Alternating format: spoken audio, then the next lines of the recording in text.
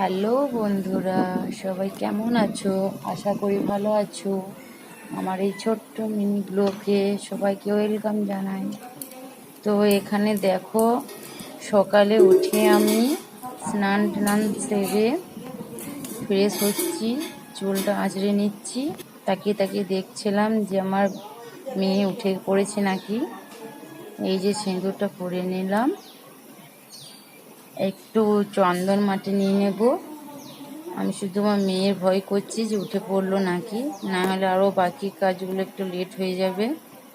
ও যদি উঠে পড়ে ওকে খাওয়াতে হয়, তো ওর পেছনে একটু সময় দিতে হয়। তো এই যে উঠে পড়েছে, বলতে বলতে নিচে শোয়াচ্ছি, কারণ ও ছপর থেকে দুবার পড়ে দিয়েছিল।